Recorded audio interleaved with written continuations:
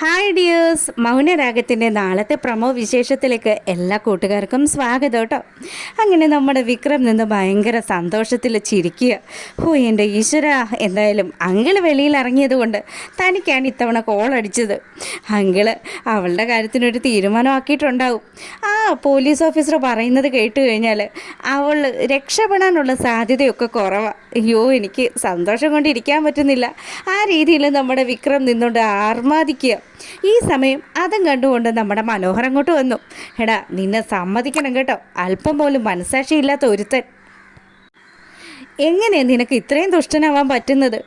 നിൻ്റെ അച്ഛൻ മാറി, നിൻ്റെ അമ്മൂമ്മ മാറി, എന്നിട്ടും നീ മാത്രം മാറുന്നില്ലല്ലോ വിക്രം. എത്ര തിരിച്ചടികളാണ് നിൻ്റെ ജീവിതത്തിൽ ഉണ്ടായത്. എടാ, നിനക്ക് 10-25 വയസ്സല്ലേ ആയിട്ടുള്ളൂ. ഇതിനിടയിൽ നീ എത്ര പേരുടെ ചോര ചീന്തിച്ചിരിക്കണു. ഇനിയെങ്കിലും നീ ഒന്ന് നന്നാവാൻ ശ്രമിച്ചുകൂടെ എന്ന് വിക്രത്തിൻ്റെ അടുത്ത് നമ്മുടെ മനോഹർ പറയുക. ഒരു നല്ല പിള്ള വന്നിരിക്കുന്നു. എടോ, താൻ എത്ര പെൺപിള്ളേരുടെ ജീവിതം തകർത്തിട്ടാ ഇപ്പോൾ പുണ്യവാളം ചമഞ്ഞിവിടെ നിൽക്കുന്നത്. കല്യാണിയെ അങ്ങേര് തട്ടാൻ ശ്രമിച്ചതിൽ എനിക്ക് നല്ല സന്തോഷം മാത്രമേ ഉള്ളടോ. അതിൽ ഏറ്റവും അധികം ഈ ഭൂമിയിൽ സന്തോഷിക്കുന്നത് ഞാനും ആ സരയും ഒക്കെ ആയിരിക്കും. താൻ വല്ല അറിയുന്നുണ്ടോ സരയുടെ ഉദ്ദേശം എന്താന്ന്? എടോ, തന്നെ അവൾ പണ്ടേ കളഞ്ഞതാണല്ലോ. പിന്നെ അവളുടെ കുഞ്ഞിനൊരു അച്ഛൻ വേണം. അവൾക്ക് ആ കിരണിന് നോട്ടമുണ്ട്. എന്തായാലും അതും കൂടി നടപ്പാക്കാൻ വേണ്ടിയിട്ടായിരിക്കും അങ്ങേര് ഇപ്പം തന്നെ കല്യാണിയുടെ പള്ളയ്ക്ക് കത്തി കയറ്റിയത്. ഇത് കേട്ട് കഴിഞ്ഞപ്പോൾ മനോഹറിന് ശരിക്കും ദേഷ്യം വരിക. എടാ, നീയൊന്നും ഒരു കാലത്ത് നന്നാവില്ല. അങ്ങനെ മനോഹർ ദേഷ്യപ്പെട്ട് അവിടുന്ന് പോവുക.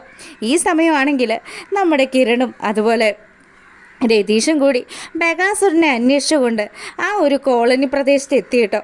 അപ്പോൾ അവിടെ എത്തിയതും ബഗാസുരനുള്ള ആ ഒരു വീടിൻ്റെ ഏകദേശ ലൊക്കേഷൻ ഇവർ മനസ്സിലാക്കി കഴിഞ്ഞു. അയാൾ ഇവിടെ എവിടെയെങ്കിലും കാണാനാണ് സാധ്യത. അങ്ങനെ കിരണും രതീഷും കൂടി അന്വേഷിച്ചു വരുന്നത് നമ്മുടെ രാക്ഷസൻ ഒളിച്ചു നിന്ന് കാണുക. അയ്യോ, ഇവന്മാർ ഇവിടെ എത്തിയോ? ഇതെങ്ങനെ ഇവരിവിടെ എത്തി? ആ ഓട്ടോക്കാരൻ തെണ്ടി, അയാൾ ചതിച്ചതായിരിക്കും. അല്ലാണ്ട് പിന്നെ എങ്ങനെ വരാനാ? എന്തായാലും ഇവന്മാരുടെ കണ്ണ് വെട്ടിച്ച് ഇവിടുന്ന് കടന്നു കളയണം. അല്ലെങ്കിൽ പിന്നെ ഇവരുടെ കയ്യിൽ കിട്ടിയാൽ തൻ്റെ ജീവൻ പോകും. മോള് പറഞ്ഞത് എത്ര ശരിയായിരുന്നു. ഒരു കാരണവശാലും അവളും ഞാനും ഇതിന് പിന്നിൽ കളിച്ചതെന്നുള്ളത് ആരും അറിയരുത്. അങ്ങനെയൊക്കെ ഇയാൾ ആലോചിച്ചുകൊണ്ട് നിൽക്കുക കേട്ടോ. പിന്നീട് നമ്മളെ കാണിക്കുന്നത് നമ്മുടെ സരയുനെയാണ്. അപ്പോൾ കല്യാണിയുടെ കാര്യങ്ങളൊക്കെ ആലോചിച്ചുകൊണ്ടിരിക്കുകയാണ് സരയു. അവൾ സ്പോട്ടിൽ തീരേണ്ടതായിരുന്നു. എന്ത് ചെയ്യാനാ, ആ കിരണിന് അവളുടെ ഒപ്പം പോകാൻ തോന്നിയത് കൊണ്ട് മാത്രമാണ് ഇന്നിപ്പോൾ തനിക്ക് ഇത്രയും സന്തോഷിക്കാനല്ലേ പറ്റുള്ളൂ. ഇല്ലായിരുന്നെങ്കിൽ താൻ അങ്ങ് സന്തോഷം കൊണ്ട് അർമാദിച്ചേനെന്നൊക്കെ സരയും മനസ്സിൽ ആലോചിച്ചുകൊണ്ടിരിക്കുമ്പം താര എങ്ങോട്ട് വന്നു. എന്താ മോളെ നീ ആലോചിച്ചുകൊണ്ടിരിക്കുന്നതെന്ന് ചോദിച്ചതും, അതേ, അവൾ ചത്തിട്ടൊന്നുമില്ല, അവൾക്ക് ഇനിയും ജീവൻ ബാക്കിയുണ്ട്. അവൾ എത്രയും പെട്ടെന്ന് തീരണം, അതുവേണ്ടി ഉള്ള പ്രാർത്ഥനയിലായിരുന്നു ഞാൻ. എന്തിനാ മോളെ നീ ഇങ്ങനെ? ആ പാവത്തിന് എന്തിനാ? അവൾ പാവമല്ലേ? നിന്നെ എന്തോരം സഹായിച്ചിട്ടുള്ളത്.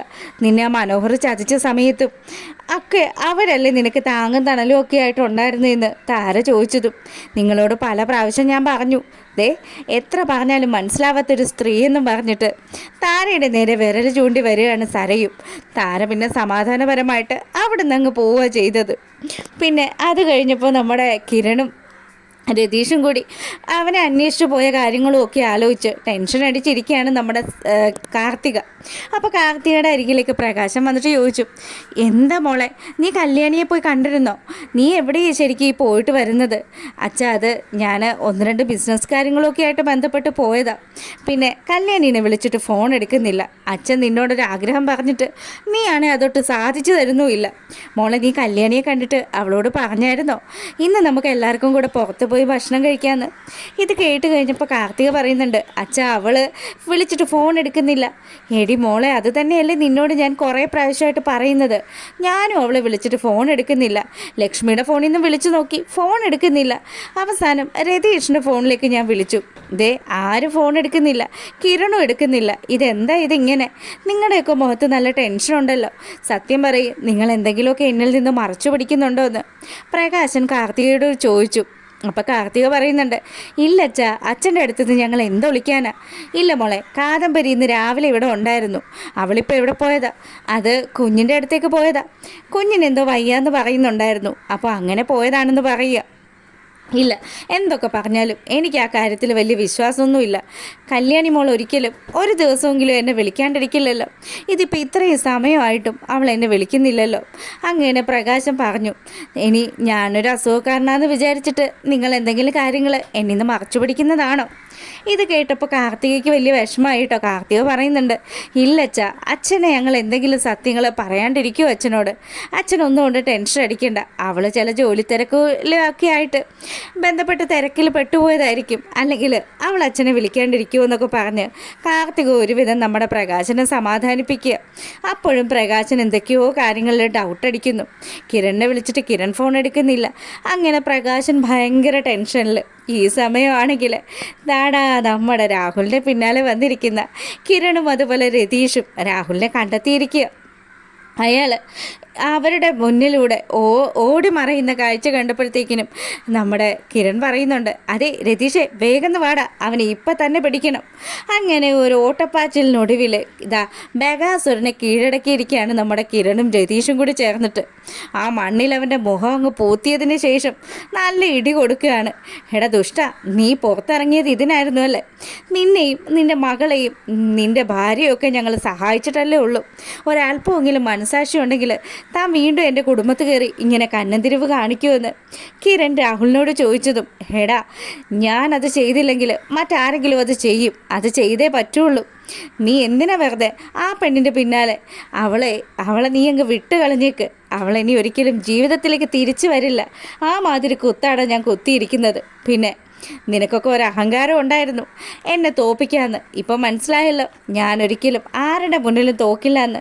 ശരിക്കും സേനനെ തീർക്കണമെന്നാണ് ഞാൻ കരുതിയത്. ഇപ്പതാ നിങ്ങളുടെ കുടുംബത്തിൽ ഇത്തരത്തിലുള്ളൊരു വൻപൻ നഷ്ടം ഉണ്ടാക്കിയാലും എനിക്ക് സമാധാനിക്കാനുള്ള വക തന്നെയാണെന്നൊക്കെ പറഞ്ഞ് രാഹുൽ അവിടെ കിടന്ന് അലമുറ ഇടുമ്പോഴത്തേക്കിനും രതീഷ് ഒരു കയറ് കൊണ്ടുവന്നിട്ട് നമ്മുടെ രാഹുലിൻ്റെ കൈയും കാലും ഒക്കെ പിടിച്ച് കെട്ടുക. അയാൾ അവിടെ കിടന്ന് ബഹളമൊക്കെ വയ്ക്കുന്നുണ്ട്. അങ്ങനെ രതീഷും നമ്മുടെ കിരണും കൂടി അവൻ്റെ കൈയും കാലും ഒക്കെ കെട്ടിയതിന് ശേഷം, എടാ രതീഷെ, വേഗം തന്നെ നീ ആ കാറിൻ്റെ ഡിക്കി ഓപ്പൺ ചെയ്യും. ഇവനെ ഇവിടെ വെച്ച് ചെരുപ്പെടുത്താൻ പറ്റില്ല. ഇവനെ നമുക്ക് പുഴയ്ക്ക് അക്കരയിൽ എത്തിക്കണം, നമ്മുടെ വേലുവിൻ്റെ സ്ഥലത്ത് എത്തിക്കണം. അവിടെ ആകുമ്പോൾ ഒരാളും സംശയിക്കില്ല.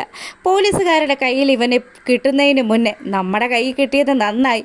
ഇന്ന് നിൻ്റെ അന്ത്യവാടാന്നൊക്കെ പറഞ്ഞിട്ട് കിരൺ ദേഷ്യപ്പെട്ട് അവൻ്റെ മുഖം നോക്കി ഒരു ഇടിയങ്ങ് ഇടിക്കുക.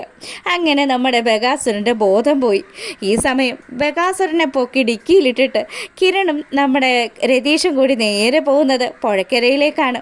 അങ്ങനെ അവിടെയുള്ള വള്ളക്കാരനെ കണ്ടതിന് ശേഷം അയാൾക്ക് കുറച്ച് ദുട്ടും കൊടുത്തിട്ട് ഈ ബഗാസുരനെ ഒരു ചാക്കിലാക്കി നേരെ അക്കരയിലുള്ള നമ്മുടെ വേലുവിൻ്റെ ആ ഒരു ആദിവാസി കോളനിയിൽ എത്തിക്കുകയാണ്.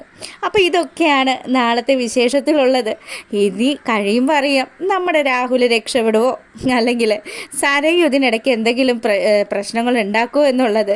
അപ്പോൾ മുഴുവൻ ഡീറ്റെയിൽസ് നമ്മൾ ഇടുന്നതായിരിക്കും. നിങ്ങൾക്ക് വീഡിയോ ഇഷ്ടമായിട്ടുണ്ടെങ്കിൽ ലൈക്ക് ചെയ്തിട്ട് കാണുക. എപ്പോഴും പറയുന്നത് പോലെ തന്നെ സബ്സ്ക്രൈബ് ചെയ്ത് കാണാത്തവരൊക്കെ ഒന്ന് സപ്പോർട്ട് ചെയ്തേക്കണം കേട്ടോ. പിന്നെ നിങ്ങളുടെ കമൻറ്റുകളൊക്കെ ഒരുപാട് വിലപ്പെട്ടതാണ്.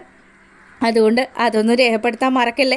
അപ്പോൾ എല്ലാവർക്കും നല്ലൊരു രാത്രിയൊക്കെ ആശംസിച്ചുകൊണ്ട് നമ്മൾ കറക്റ്റ് 9:30 ആകുമ്പോഴത്തേക്കിനും മറ്റൊരു വിശേഷമായിട്ട് വരുന്നതായിരിക്കും. അപ്പോൾ ഓക്കെ, ഗുഡ് നൈറ്റ്.